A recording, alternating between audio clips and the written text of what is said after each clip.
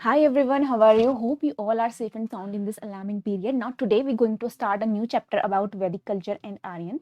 And in this lecture we're going to figure out lots of questions about Aryans because there are lots of questions associated with Aryans. We're going to figure out these questions. Apparently from where they came in India, when it comes to India, in which region they used to live. So there are lots of questions. We're going to have it out in this lecture. All right guys, so stay tuned with me. Let's get started. Wait guys, before I start, I would like to share about reference books. अगर मैं reference books की बात करूँ, whoever listening me out there, if you are preparing for UPSC examination or other competitive examination, you can use these books in your preparation. Okay, like अगर मैं first book की बात करूँ, आर एस शर्मा. ठीक है, आर एस शर्मा जो book है basically ये यूपीएससी एग्जामिनेशन के लिए ज़्यादातर स्टूडेंट इस बुक को प्रेफर करते हैं. आर एस शर्मा बहुत ही अच्छी बुक है, इसको आप यूज़ कर सकते हैं. ठीक है, सेकेंड बुक की बात करूँ मैं, पूनम दलाल दहिया. ठीक है, पूनम दलाल दहिया की बुक भी बहुत अच्छी है. इसमें हमें एंशियंट और मिडीवल इंडिया के बारे में देखने को मिलेगा और इस बुक में बहुत ही बहुत ही इजी वे में लिखा गया है चीज़ों को और पॉइंट टू पॉइंट लिखा गया है एंड बहुत ही इजी वे में लिखा गया है. सो आप इसको पढ़कर अपने बेसिक्स क्लियर कर सकते हैं. थर्ड बुक की बात करती हूँ मैं, उपेंद्र सिंह. ऑलराइट, उपेंद्र सिंह में जो उपेंद्र सिंह की बुक है इसमें हमें एंशियंट और अर्ली मिडीवल इंडिया के बारे में देखने को मिलेगा.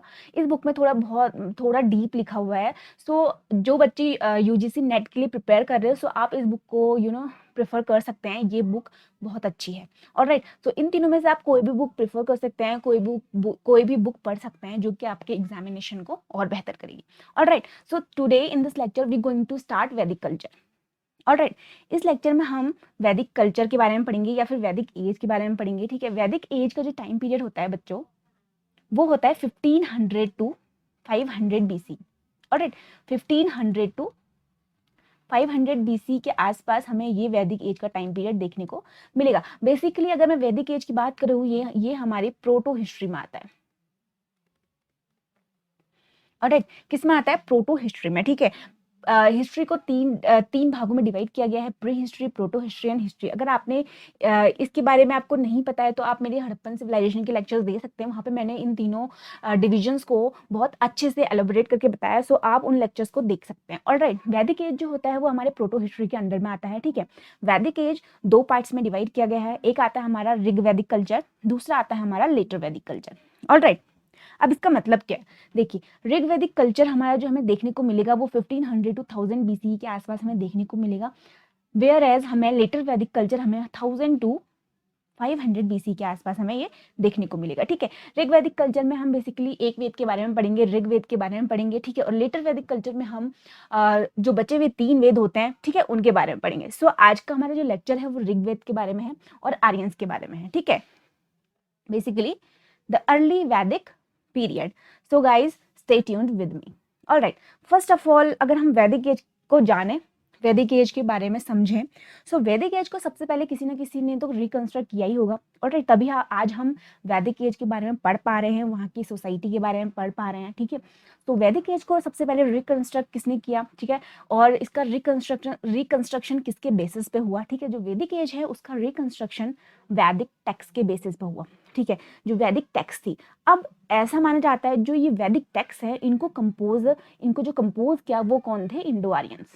ठीक है, अभी हम आने वाली स्लाइड्स में हम पढ़ेंगे आर्यंस कौन थे, बेसिकली वो कहाँ से आए थे, इंडिया में आए थे, वो एज ए इमिग्रेंट आए थे. तो इसके पीछे भी बहुत सारी थ्योरीज हैं बेसिकली. ठीक है, कहाँ से आए थे, सो हम ये अगले आने वाले स्लाइड्स में पढ़ेंगे. अभी हम यहाँ पे इंडो आर्यंस के बारे में थोड़ा जान लेते हैं. ठीक है, जो वैदिक टेक्स्ट के जो कंपोजर थे वो इंडो आर्यंस थे. ठीक है, फर्स्ट टाइम पे जो ये कंपोजर थे, ठीक है, जिन्होंने ये वैदिक टेक्स्ट को कंपोज किया, यहाँ इस टाइम पे स्टार्टिंग में ये लोग इन टेक्स्ट को रिसाइट करते थे और मेमोराइज कराते थे बच्चों को. ठीक है, मीन्स इसका मतलब क्या है, वहाँ पे ये टेक्स्ट नहीं लिखे जाते थे. ठीक है, वहाँ पे ये टेक्स्ट नहीं लिखे जाते थे, ये टेक्स्ट सिर्फ बच्चों को रिसाइट या बोल बोल के या मेमोराइज कराया जाता था.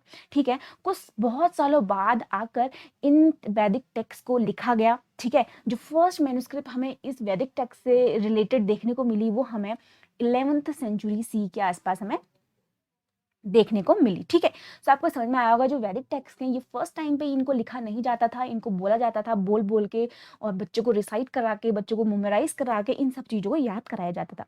बहुत सेंचुरीज बहुत सालों बाद आकर इन वैदिक टेक्स्ट को लिखा गया. ठीक है, धीरे धीरे इनको लिखा गया. ऑलराइट, तो समझ में आया ना आपको, वैदिक टेक्स्ट जो है उनको स्टार्टिंग में नहीं लिखा गया था, ठीक है। अब हम वेद की बात करते हैं। हमारे पास 4 वेद हैं बेसिकली, ऋग्वेद, सामवेद, यजुर्वेद, अथर्ववेद, ठीक है। ऋग्वेद जो है, ऋग्वेद को भी रिसेंटली तो नहीं, इसको यूनेस्को की लिस्ट में भी इसको शामिल किया गया है, ठीक है। दूसरा हम सामवेद के बारे में पढ़ेंगे।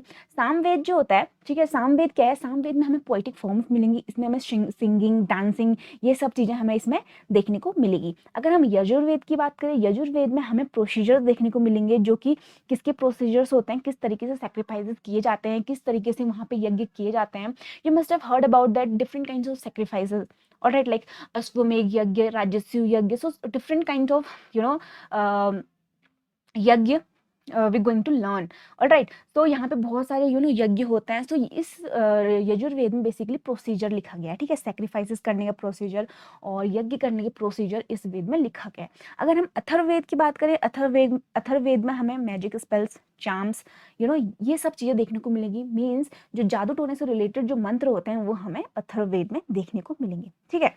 अब आती है, जो वेद होते हैं इनको हम श्रुतिज कहते हैं, और बेसिकली जो महाभारत और रामायण होती है उसको हम स्मृतिज कहते हैं। मीन्स महाभारत और रामायण जिनको याद रखा जाता है, बेसिकली स्मृति, ठीक है। और जो वेद होते हैं ये श्रुतिज, मतलब इनको बोल बोल के सुनाया जाता है, तो ये वेद हो जाते हैं। बेसिकली वेद जो होते हैं ना, इन पे कोई क्वेश्चन नहीं कर सकता, वेदों को कोई क्वेश्चन नहीं कर सकता। इसमें बेसिकली हम हिंदुइज्म के बारे में हिंदुइज्म के बारे में पढ़ते हैं इसमें हम। लेकिन अगर हम महाभारत और रामायण की बात करें, ऑन द अदर हैंड, अगर हम महाभारत और रामायण की बात करें, महाभारत और रामायण जो होती है उसमें रीजनल चेंजेस हमें देखने को मिलते हैं, ठीक है। आपने कभी नोटिस किया होगा, जैसे नॉर्थ में जो रामायण होती है उसका थोड़ा सा कॉन्सेप्ट अलग होता है। अगर आप साउथ की तरफ मूव करें तो उनके रामायण का थोड़ा सा कॉन्सेप्ट आपको अलग देखने को मिलेगा, ठीक है। तो महाभारत और रामायण में हमें रीजनल चेंजेस देखने को मिलते हैं, बट हमें वेद में हमें रीजनल चेंजेस नहीं देखने को मिलेंगे, ऑलराइट। अब हम ऋग्वेद की बात करते हैं। बेसिकली ऋग्वेद क्या है, ठीक है। इसमें हम ऋग्वेद में, इस लेक्चर में हम ऋग्वेद पढ़ेंगे, ठीक है, और जो अदर वेद हैं उसको हम अलग अलग लेक्चर में पढ़ेंगे, ठीक है। ऋग्वेद बेसिकली हमें आर्यंस के बारे में बताता है, ऑलराइट। किसके बारे में बताता है हमें? आर्यंस के बारे में हमें ऋग्वेद बताता है। जो आर्यन एक टर्म है जो कि 36 टाइम ऋग्वेद में मेंशन किया गया है, और ये जो टर्म था फर्स्ट टाइम ये किसने दिया? मैक्स मूलर ने 1853। अब मैं आपको बता दूं, आर्यन जो है it's a linguistic term, alright, it has nothing to do with any kind of racial classification. इसका किसी भी रेशियल क्लासिफिकेशन से कोई भी लेना देना नहीं है। मीन्स देखिए, आर्यन जो टर्म है ना, बेसिकली ब्रिटिशर्स क्या करते थे, इन्होंने एक वाइट सुपीरियर की एक थ्योरी बना दी थी। वाइट सुपीरियर की इन्होंने एक थ्योरी बना दी। मीन्स ये कहते थे कि ऐसे लोग जिनके ब्लॉन्ड हेयर होते हैं, ब्लू आईज होती है, एंड उनका जो स्किन का कलर होता है फेयर होता है, तो मतलब वो लोग सुपीरियर हैं। और उनके अकॉर्डिंग जो अलग लोग होते हैं, लाइक अफ्रीका और एशिया के जो लोग होते हैं जिनका कलर थोड़ा डार्क होता है, वो लोग इन्फीरियर होते हैं। सो उन्होंने 18 और 19 सेंचुरी में ये थ्योरी निकाली on the basis of Aryan. पर आर्यन का मतलब ये नहीं है। आर्यन जो है एक लिंग्विस्टिक टर्म है जिसको कि हिस्टोरियन और लिंग्विस्ट या फिर फाइलोलॉजिस्ट इस टर्म को यूज करते हैं, ठीक है। एक इस टर्म को एज अ टर्म यूज करते हैं, ठीक है। जैसे कि ठीक है, इसका कोई भी किसी भी रेशियल क्लासिफिकेशन से कोई भी लेना देना नहीं है। होप आप समझ रहे हैं, ठीक है। तो वाइट सुपीरियर की इन्होंने थ्योरी निकाली ब्रिटिशर्स ने, एक तरीके से राज करने के लिए लोगों को, और ये बोलते थे हम तुम पे राज करने के लिए आए हैं, हमें भगवान ने भेजा है। ये ऐसी टाइप की काइंड ऑफ यहाँ पे मिथ लोगों को बोलते थे, जिससे कि इजीली इंडिया पे राज कर सके और वहाँ पे अपनी कॉलोनी को बना सके। सो आर्यन का मतलब ये नहीं है कि आप किसी भी सुपीरियर जाति से बिलोंग करते हैं तो आप आर्यन हैं, नहीं। ये एक टर्म है, लिंग्विस्टिक टर्म है, जो कि लिंग्विस्ट और हिस्टोरियंस यूज करते हैं, ऑलराइट। सो हमें ऋग्वेद में प्रेयर्स और हिम्स के कलेक्शंस देखने को मिलेंगे, ठीक है। प्रेयर्स मतलब जो प्रार्थना होती है, और हिम्स मीन्स एक प्रशंसा कह सकते हैं हम, या फिर जो हम भजन गाते हैं बेसिकली भगवान के लिए। और भगवान यहाँ पे कौन से भगवानों के लिए ये हिम्स और प्रेयर्स गाते थे? अग्नि, मित्र, वरुण एंड नसत्य, ठीक है। और यहाँ पे ये जो प्रेयर्स होती थी ये कैटल्स के लिए। एक चीज मैं आपको और बताता हूँ, ऋग्वेदिक लोगों के लिए जो आर्यंस होते थे इनके लिए कैटल बहुत ज्यादा सिग्निफिकेंट थी इनकी लाइफ में, ठीक है। जिनके पास जितनी कैटल आपको देखने को मिलेगी वो इंसान उतना ही धनी होगा, ठीक है। सो इनके लिए कैटल अपने इनकी लाइफ में बहुत ज्यादा इंपॉर्टेंट थी, बहुत ज्यादा सिग्निफिकेंट थी।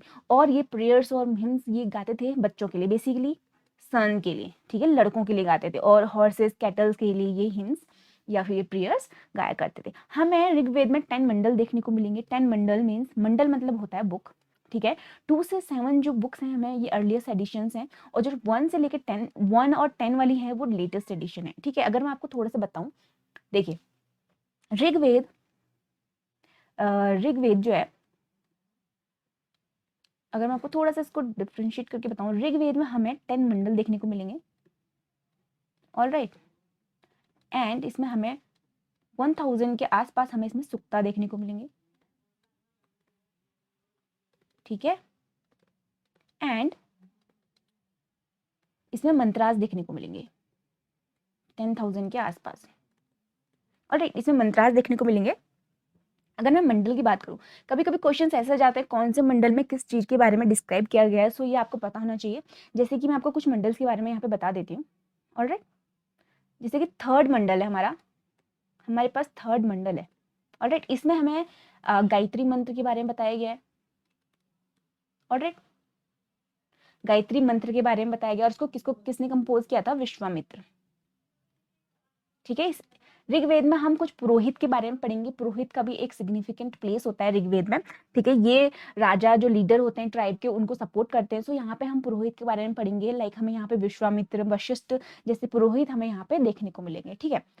अब आती है हमारी फोर्थ मंडल। अगर हम फोर्थ मंडल की बात करें, फोर्थ मंडल में हमें एग्रीकल्चर से रिलेटेड कुछ एक्टिविटीज देखने को मिलेंगी, ठीक है।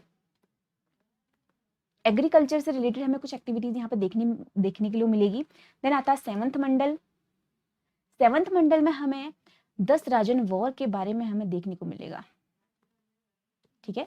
10 राजन वॉर होती है, ठीक है। वॉर होती है एक ट्राइब्स के बीच में, जो कि हमें परुशनी नदी के आसपास देखने को मिलेगी। एंड ये परुशनी नदी जो रिवर है परुशनी, इसको हम आज किस नेम से जानते हैं, रावी रिवर, ठीक है। रावी रिवर के बैंक पे हमें ये वॉर देखने को मिलेगी, जो कि ट्राइब्स के बीच में होती है, ठीक है। अगर हम नाइन्थ मंडल की बात करें, अगर मैं नाइन्थ मंडल की बात करूं, नाइन्थ मंडल में हमें यहाँ पे सोम देवता के बारे में देखने को मिलेगा, ठीक है। सोम भगवान के बारे में देखने को मिलेगा, जो सोम देवता है एक तरीके से, ठीक है। और 10th मंडल जो आ जाता है हमारा, बेसिकली सबसे इंपॉर्टेंट मंडल, लास्ट जो एडिशन है, ठीक है, जो लास्ट बुक है 10th मंडल। ये 10th मंडल 3 पार्ट्स में डिवीजन है इसका, ठीक है। फर्स्ट आ जाता है हमारा पुरुष सुक्ता, ऑलराइट, पुरुष सुक्ता। देन आता है इसमें सूर्य सुक्ता, देन आता है नंदी सुक्ता, ठीक है। अब हम 10th मंडल में क्या सबसे इंपॉर्टेंट चीज देखते हैं, यहाँ पे हम 10th मंडल में हम वर्ण सिस्टम के बारे में देखते हैं। तो पुरुष सुक्ता में हमें वर्ण सिस्टम के बारे में देखने को मिलेगा, ऑलराइट। हालांकि ऋग्वेद में हमें वर्ण सिस्टम देखने को नहीं मिलता है, बट जब ऋग्वेद खत्म होने वाला होता है, जब लेटर वैदिक एज का स्टार्टिंग होती है, तब हमें वर्ण सिस्टम देखने को मिलता है। और लेटर वैदिक सिस्टम में हमें एक शार्प वर्ण सिस्टम वहाँ पे देखने को मिलेगा। जैसे 4 वर्ण होते हैं ना, ब्राह्मण, क्षत्रिय, वैश्य, शूद्र, ठीक है। ये वर्ण सिस्टम हमें लेटर वैदिक पीरियड में देखने को मिलेगा। अगर हम सूर्य सुक्ता की बात करें, यहाँ पे हमें ओल्ड मैरिज सिस्टम के बारे में देखने को मिलेगा, ठीक है। और नंदी सुक्ता में हमें रिवर्स के बारे में डिस्क्रिप्शन मिलेगा, ठीक है। ऋग्वेदिक में हमें रिवर्स के बारे में भी डिस्क्रिप्शन मिलता है, लाइक इंदस रिवर, जिसको रिपीटेडली ऋग्वेद में मेंशन किया गया है, और सरस्वती रिवर। सो नंदी सुक्ता में हमें रिवर्स के बारे में यहाँ पर डिस्क्रिप्शन देखने को मिलेगा। सो आप इसको अपने माइंड पे फिट कर लीजिए, क्योंकि बहुत इंपॉर्टेंट है। कभी कभी आ जाता है कौन से मंडल में कौन सी चीज़ के बारे में डिस्क्रिप्शन दिया गया है। जैसे कि 10th मंडल में हमें वर्ण सिस्टम देखने को मिलेगा। सो ये चीज़ें सब आप पूछ लिया जाता है कॉम्पिटेटिव एग्जाम्स में, ऑलराइट। ऑलराइट, अब देखिए, अब जो वैदिक कल्चर है, ठीक है, जो वैदिक टेक्स्ट है, और हमारे पास एक दूसरा टेक्स्ट आता है अवेस्ता। ये एक ईरानियन टेक्स्ट है, ठीक है। कुछ वर्ड्स जो हमें कॉमन देखने को मिले हैं वैदिक टेक्स्ट और अवेस्ता के बीच में, कुछ वर्ड्स हमें यहाँ पे कॉमन देखने को मिले। तो इस कारण से हम एक अनुमान लगा सकते हैं कि मे बी यहाँ पे हमें कुछ चीज़ें कॉमन देखने को मिल रही हैं। सो मतलब यहाँ पे ये जो आर्यंस थे, जो ये लोग थे, ये मे बी सेंट्रल एशिया से ये यहाँ पे इंडिया में आए होंगे। तो क्योंकि हमें यहाँ पे बहुत सारी चीज़ें इन दोनों लिटरेचर के बीच में कॉमन दिखाई दी, ऑलराइट। सो अब आता है हम आर्यन। जैसे कि मैंने आपको पहले बताया, Aryan it has nothing to do any kind of racial classification. ये सिर्फ एक टर्म है, लिंग्विस्टिक टर्म है। इसको लिंग्विस्ट या फिर हिस्टोरियंस यूज करते हैं, ठीक है। ऐसा मत समझ लेना कि आर्यन जो है कि सुपीरियर रेस है, ठीक है, ऐसा कुछ भी नहीं है, ठीक है। अब हम आर्यंस के बारे में पढ़ते हैं यहाँ पे। इंडो आर्यंस जो बेसिकली थे वो हमारे इंडिया में आए एज अ इमिग्रेंट, ठीक है, बाहर से ये आए।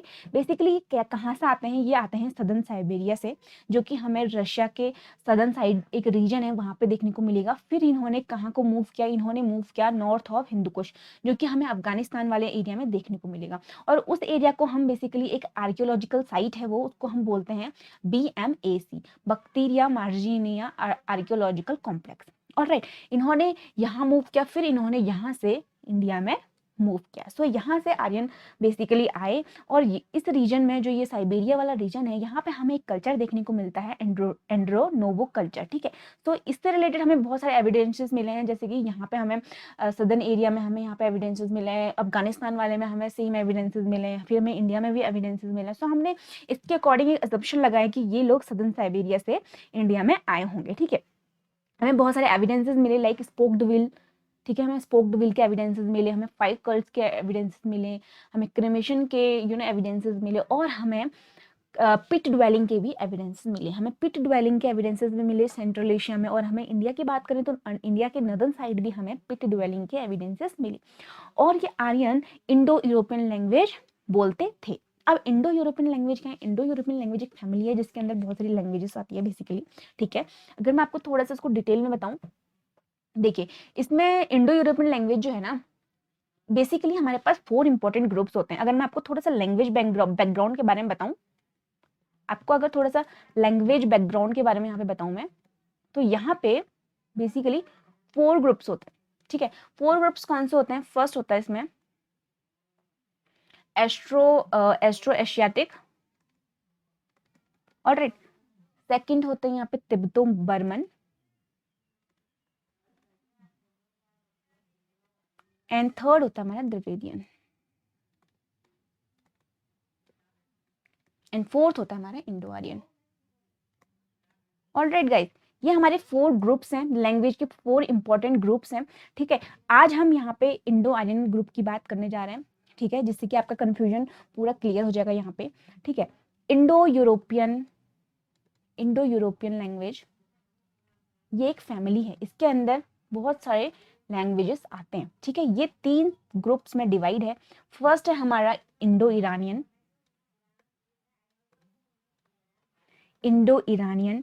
यहाँ पे आता है डाडिक, ठीक है, डाडिक, और यहाँ पे आता है हमारा इंडो आर्यन। ऑलराइट, कभी कभी ऐसा माना जाता है जो डार्डिक वाला है वो इसी का ही एक पार्ट है, इंडो आर्यन का ही एक पार्ट है, ठीक है। अगर हम इंडो ईरानियन की बात करें, इंडो ईरानियन जो लैंग्वेज होती है बेसिकली ईरान के लोग बोलते हैं, ईरानियन लोग इसको ज्यादातर बोलते हैं, ठीक है।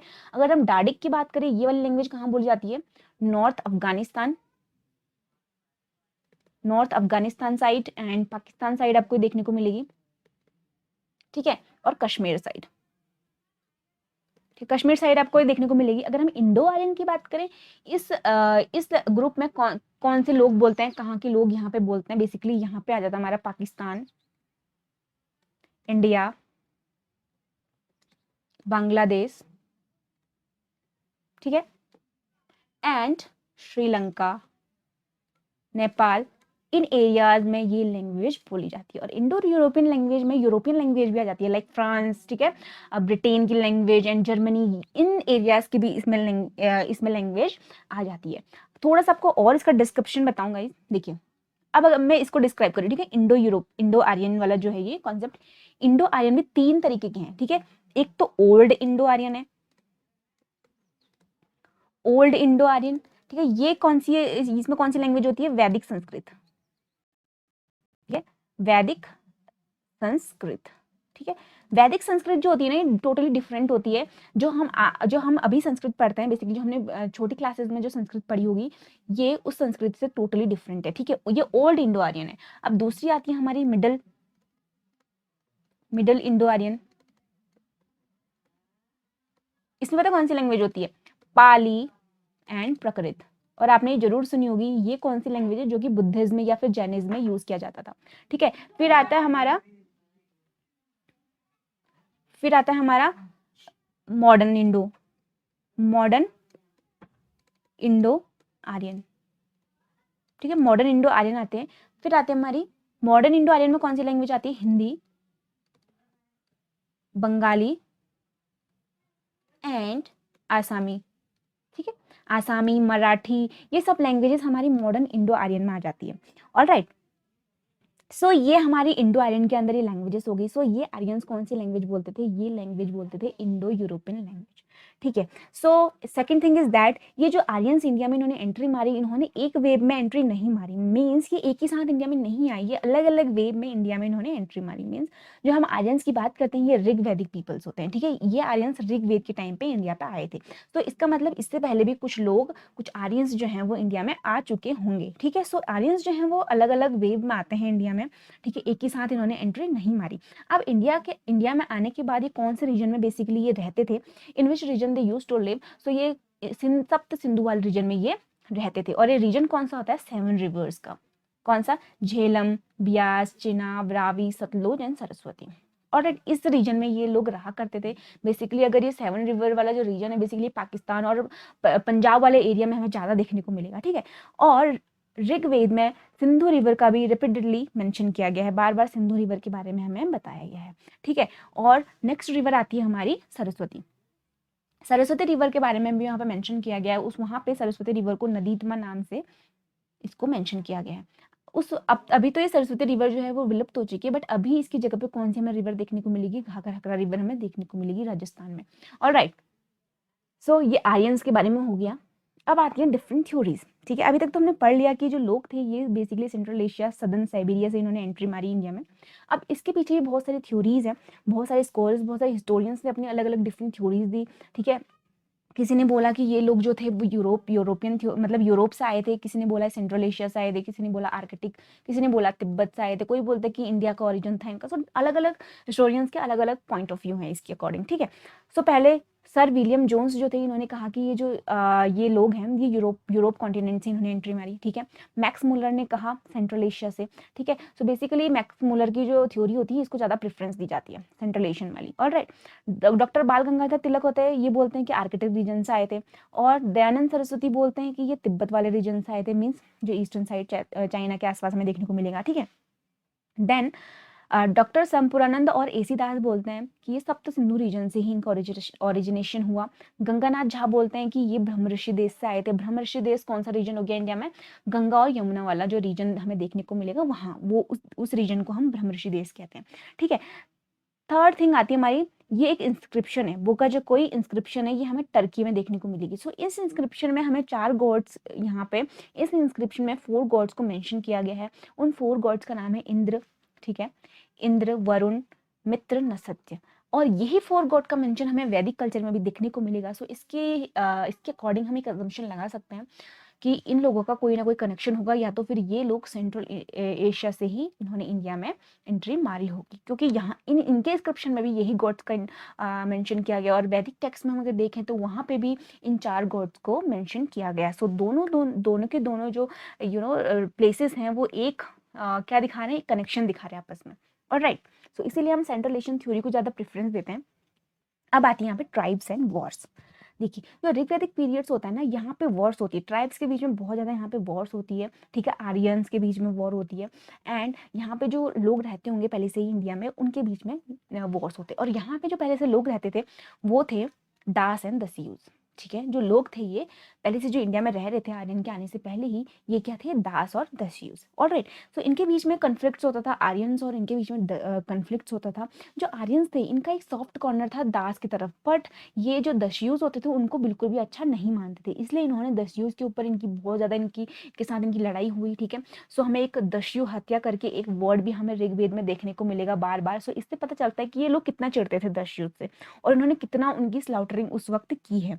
तो ये जो वर्ड है दस्यु हत्या, ये बार बार हमें ऋग्वेद में मेंशन किया गया है, ठीक है। बार बार हमें ये ऋग्वेद में देखने को मिलेगा। बेसिकली हमें ऋग्वेद में 30 ट्राइब्स के बारे में मेंशन किया गया है। यहाँ पे हमें 5 ट्राइब्स देखने को मिलेंगी, ठीक है। जो 5 ट्राइब्स देखने को मिलेंगी उनका नाम है यदु, त्रिशु, पुरु, अनु एंड ध्रियु, ठीक है। तो 5 ट्राइब्स बेसिकली जन को ट्राइब बोलते हैं। ऑलराइट, जन को हम बोलते हैं ट्राइब। सो 2 ट्राइब है हमारी, त्रिशु और भारत, ये डोमिनेंट ट्राइब्स हैं, मतलब ये बहुत ज़्यादा पावरफुल ट्राइब है उस समय की, ठीक है। सो हमारा जो कंट्री का नेम है भारतवर्ष वो भी इस ट्राइब के नाम से पड़ा है, ठीक है। तो इन ट्राइब्स को पृष्ठ जो थे वो सपोर्ट किया करते थे, जैसे वशिष्ठ, वहाँ पे एक पृष्ठ हमें देखने को मिलेंगे, ये इन ट्राइब्स को सपोर्ट किया करते थे, ठीक है। सो ये तो ट्राइब्स एंड वॉर्स के बारे में होगी। अब हम थोड़ा सा इनके ट्राइबल कॉन्फ्लिक्ट्स, यहाँ पे कौन कौन से मेन बैटल्स हमें देखने को मिलेंगे उनके बारे में हम पढ़ेंगे। यहाँ पे बेसिकली दो लोगों के बीच में हमें कॉन्फ्लिक्ट्स देखने को मिलेंगे, ठीक है। ये प्री आर्यंस के साथ भी लड़ते थे और खुद आपस में भी लड़ते थे। अब प्री आर्यंस, जैसे कि मैंने आपको पहले बताया कि आर्यंस जो थे वो एक वेव में नहीं आए, वो डिफरेंट डिफरेंट वेव में उन्होंने एंट्री मारी है इंडिया में।